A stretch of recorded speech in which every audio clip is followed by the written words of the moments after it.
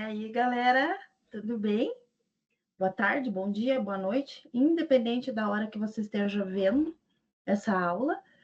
Eu sou a professora Carla, sou professora de graduação, professora de nível técnico, tá certo? E eu trago para vocês hoje uma aula introdutória muito básica, tá, gente?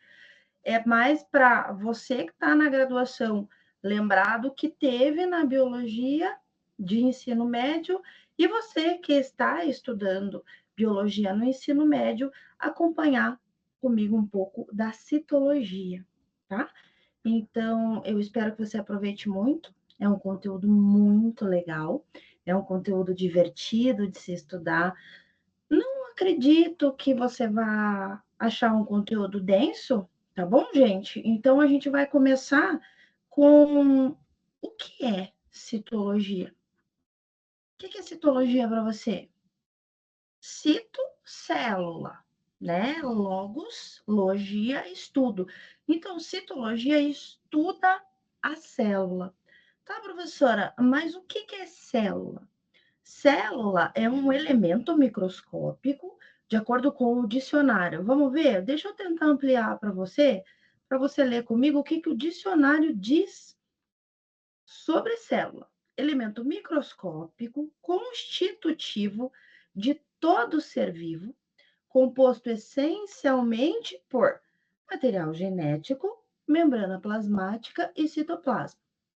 Esse é o significado de célula, um dos, né, gente? Lá no dicionário, substantivo feminino, que representa um elemento microscópico que constitui todo o ser vivo.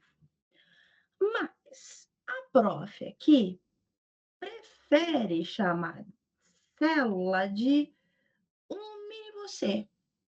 Então, o que seria um mini você? Imagina lá você, o teu organismo. Pense, se olhe no espelho. Você não é composto de vários fragmentos que devem funcionar de maneira orquestrada para você ter um bom resultado de vida? Então, você não tem que ter seus pulmões funcionando bem, o seu coração bombeando bem, seus rins filtrando melhor ainda, fígado, intestinos. Você não precisa ter vários órgãos funcionando bem para você estar bem? Então, a célula é um mini você. É como se fosse um você microscópico, cheio de órgãos lá dentro, que precisam funcionar em harmonia para que ela deu origem à vida, percebe? Então, quando a gente for falar lá na frente de organela, lembra que organelas são órgãozinhos. A célula tem pulmão, a célula tem intestino, a célula tem estômago, certo? E a gente dá nomes diferentes porque são microscópicos, mas é basicamente isso, tá, gente? Célula é um mini você. Então, o teu corpinho, lá dentro do teu corpinho, várias estruturas funcionando de maneira orquestrada. Que estruturas são essas? Núcleo, mitocôndria, lisossomo, são as organelas. Deu para sacar? E quando a gente junta várias células, milhões, bilhões, trilhões, cada conjunto de célula, lógico, com sua especificidade, a gente tem um organismo, tá bom? Deu para entender? Então, cada célula tem uma vida própria. A gente junta várias mini vidas e sai um macro você. Deu para sacar? Então, isso é célula. É a menor unidade da vida, né? Tem várias definições, pessoal. Cada livro traz uma definição. A menor unidade funcional que dá origem à vida. Célula é um mini você. Você começa de uma célula. E aí, de várias multiplicações celulares, sai o grandão aí. Ou não tão grandão também, né? O que a gente estuda em citologia? O que a gente vai estudar nesse módulo, né, de citologia? Tem gente que gosta de chamar de biologia celular. Beleza, acho chique, show, tá? Aí tem biologia celular e molecular. Aí vai entrar um pouco mais nas questões moleculares, tem um pouco mais de detalhe, também acho super chique baguado Goiás, né, gente? O que nós vamos estudar em citologia? Primeira coisa, a diferença das células procariontes para as células eucariontes. O que é uma célula procarionte? É uma célula rudimentar. Procarionte, uma célula pobre. Procarionte, pobre. Pobre em quê? Pobre em organelas. Não tem organela membranosa. Pobre, que não tem nem carteira para guardar seu documento. Ou seja, não tem nem núcleo para guardar o seu material genético. Então, uma célula pobre, tá bom? E as células eucariontes? Aí sim, são as células especializadas, né? São as células que possuem maior ferramentaria lá dentro, maior quantidade de instrumentos para fazê-la funcionar. Imagina assim, ó, vamos pensar numa cozinha, tá? Numa célula procarionte, imagina uma situação de uma cozinha com um fogareirinho de uma boca só e uma panela. E tu tem que fazer um jantar para 50 pessoas. Tu tem um fogareirinho de uma boca só, uma panela, nem tampa tem a panela, tá? E tu tem que fazer um jantar para 50 pessoas. Veja que pobreza, né, de ferramentas para desenvolver este jantar, né, para desenvolver esta fisiologia. Agora, as células eucariontes, aí tu vai pensar, é uma cozinha industrial, com 2, 3 fogões, panela, fuzel, air fryer, fritadeira elétrica e o caçamba, 4. Deu para entender? Ai, professora, mas eu não gosto de cozinha. Será que não dá para usar uma analogia diferente? Tá bom, então. Eu ia usar uma analogia, mas é que eu sou amante do Fusca. Né? Eu ia dizer, é o Fusca e a Ferrari, mas para mim o Fusca é a nossa Ferrari. Então vamos pensar assim, é o Peugeot. O símbolo do Peugeot ele já vem assim, gente. É o Peugeot Procarionte. E a Dodge Ram, que a prof gosta, é o Carionte. A mais cheia de instrumentos para que ela consiga se desenvolver sozinha, tá bom? Célula animal versus célula vegetal. A gente também vai ver as diferenças. O que tem na célula animal? O que tem na célula vegetal? É quase tudo igual, exceto alguns pontos. E aí a gente vai te mostrar a diferença delas, tá bom? Organismos, então, também depois, né? O que é um organismo unicelular? Um organismo unicelular é que é uma célula só, é a vida dele. A professora me dá um exemplo, a bactéria. A bactéria não tem várias células. A bactéria é uma célula. Então, é um organismo de um celular, de célula. Uma célula, um indivíduo. Agora, o organismo pluricelular, de plural, de muitas células. Então, exemplo, os animais não humanos, os vegetais, que possuem várias células compondo o seu organismo, tá? E aí, no finalzinho, a gente vai discutir um pouco da morfologia celular.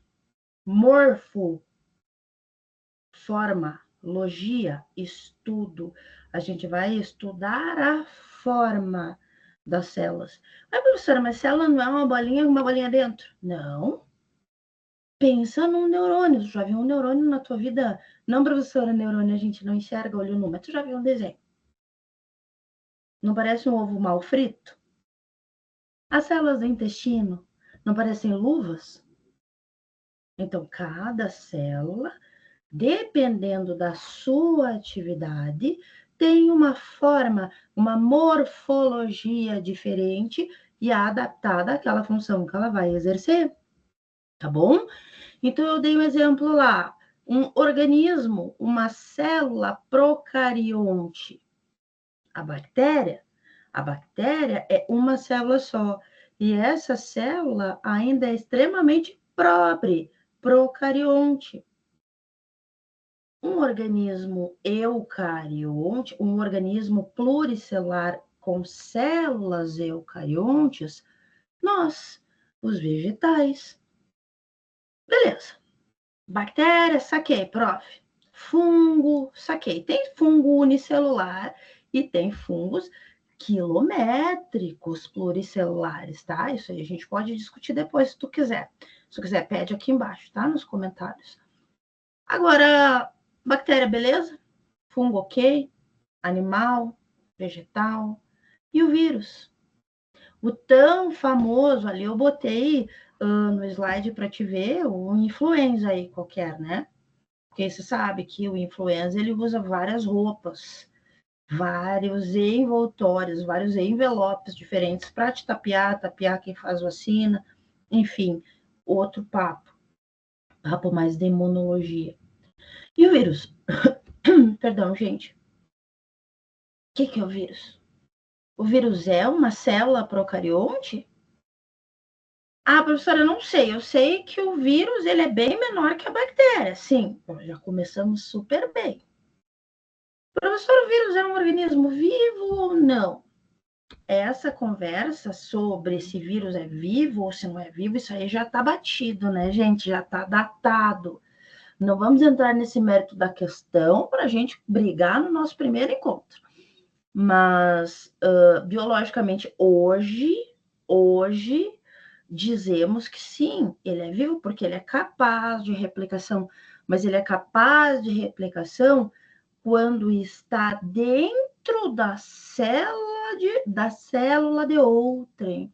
Por quê? Porque ele não tem ferramentas próprias para se replicar. Então, o vírus, ele não é considerado uma célula procarionte. Por quê? Porque célula procarionte tem ribossomo, célula procarionte tem capacidade de sintetizar as suas próprias proteínas, já o vírus não tem. Então, como ele não tem esta capacidade, a gente não coloca o vírus na categoria de procariontes, tá? Então, por favor, se porventura tu for fazer alguma prova, tu for fazer né, algum concurso aí de vestibular dizendo que vírus é uma célula procarionte, está errado, certo? Células procariontes, elas são próprias, mas não quer dizer que elas não sejam capazes de fazer as coisas do jeito delas, com a dificuldade delas. O vírus não, tá? Para ele continuar existindo, para ele perpetuar, ele depende de parasitar uma outra célula que tenha ferramentas para síntese proteica. Tudo bem? Ou seja, o vírus não tem ribossomo.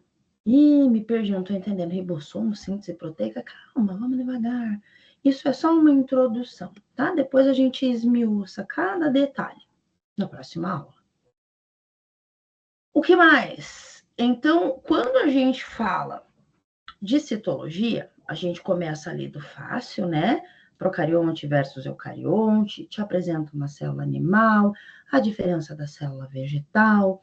A gente vai discutindo sobre a vida com uma célula só, organismos unicelulares e outros que precisam ter várias células compondo tecidos diferentes para ser considerado vivo também, né? Funcional, eu quero dizer.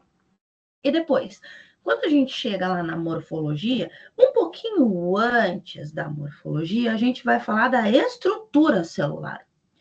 Então, o que a célula tem? Lembra lá no segundo slide, aonde o dicionário deu para gente o significado de célula? Célula é composta basicamente por membrana plasmática, citoplasma, lembram disso? Então, quando a gente fala de estrutura, a gente vai estudar a célula. Vamos ver, célula, o que você tem fora de você e dentro de você? Para a gente começar a estudar essa estrutura celular, eu recomendo, tá? Didaticamente, que a gente comece de fora e venha para dentro. Então, o movimento centrípeto, tá? A gente vai de fora. O que a célula tem mais externamente, ou seja, a tua roupinha, o teu óculos, né? Depois tu tira o óculos, certo? Então, a gente vai lá vendo o que a célula tem lá fora e vai entrando na célula. Então, o que a célula tem de mais periférico? Tem células que têm mais coisa para fora, tá, gente? Mas pensando no geral. O que a célula tem de mais periférico? A membrana plasmática, né? A membrana, uma membrana que delimita o que é meio externo e o que é meio interno da célula. Essa membrana plasmática, ela tem muita particularidade e eu acho muito gostoso estudar a membrana plasmática, né? Porque ela é uma artista no quesito citologia. Se a gente não tem uma membrana plasmática funcional, é impossível que uma célula funcione da maneira correta, ou seja, aí um conjunto de células também não vão funcionar de maneira correta, esse conjunto de células semelhantes que é o tecido não funciona, o órgão não funciona, o sistema não funciona, o organismo não funciona. Por que a membrana plasmática é tão importante? Primeiro, porque ela delimita a célula. Segundo, porque ela tem características que permitem com que ela seja fluida, ou seja, a gente consegue movimentar esta membrana quando há necessidade. Ou seja, a célula ganha formato diferente caso haja necessidade. Por exemplo, você, na sua posição anatômica, precisa passar num lugar extremamente estreitinho, que é mais fino que você. O que você faz? Murcha a barriga. Então, essa fluidez que você tem, a célula também tem. Se ela precisar passar pelo epitélio de um vaso, por exemplo, ela murcha a barriga e ela passa. Isso se deve à fluidez da membrana. A membrana plasmática, então, ela delimita a célula, né? Então, delimita meio externo e meio interno celular.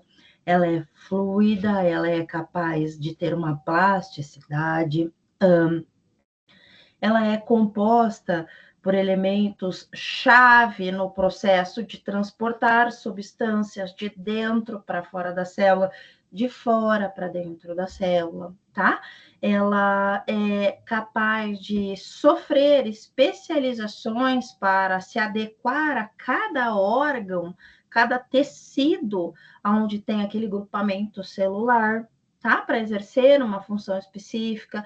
Então, assim, a gente vai ter uma aula só de membrana plasmática para você entender o porquê que eu estou dizendo que ela é linda e que ela precisa ser estudada com um pouco mais de carinho, um pouco mais de tempo. Então, eu só estou te apresentando a parte mais externa da célula. É a membrana plasmática, é uma bicamada fosfolipídica que possui entre essas camadas de lipídios algumas proteínas responsáveis pelo transporte de substâncias intra e extracelular, tá? Na sequência, pessoal, lembra que eu falei para você lá no comecinho, né? A gente vai da membrana, depois a gente vai estudar o citoplasma. O citoplasma, ele é diferente em composição para a célula animal e para a célula vegetal. A célula animal, ela possui algumas organelas diferentes da célula vegetal. Isso também a gente vai ver com detalhes na próxima aula. Eu só quero que você hoje saiba que há diferença e eu vou te dar as duas principais.